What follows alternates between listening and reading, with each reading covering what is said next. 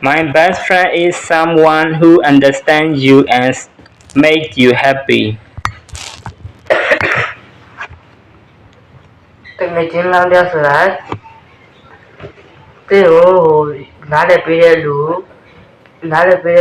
ပျော်ပျော်ရွှင်ထားတဲ့လူဖြစ်တယ် My best friend's name is Swekamo. ကျွန်တော်ချစ်တဲ့တကယ်ချင်းနာမည်ကဇောကမှုဖြစ်တယ်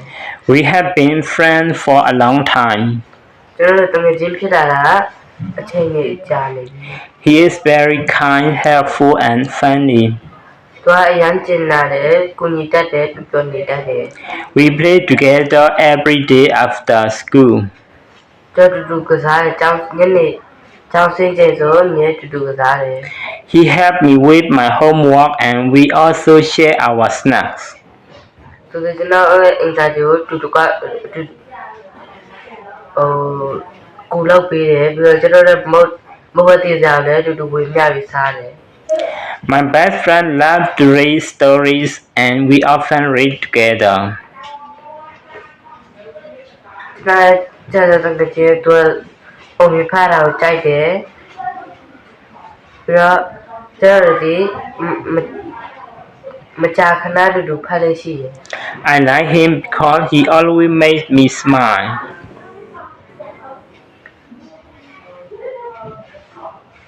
might be smart နောက်သူကြိုက်တယ်ဘာဖြစ်လို့လဲဆိုတော့သူအများအားကျွန်တော်ကိုပြောအောင်လုပ်ပြီး Whenever I feel sad, he cheers me up. ကျွန်တော်ဝမ်းနေလို့ခံစားတဲ့အချိန်မှာသူကျွန်တော်ကိုအားပေးစကားပြောပြီး We have so many fun memories together. ကျွန်တော်တို့မှာပျော်ရွှင်စရာအမှတ်တရတွေအများကြီးရှိတယ် I'm lucky to have him as my best friend. ကျွန်တော်ကံကောင်းတဲ့သူအခက်အခဲတွေဖြစ်နေရတာကျွန်တော်ကံကောင်းတယ် I hope we will always be friends together forever.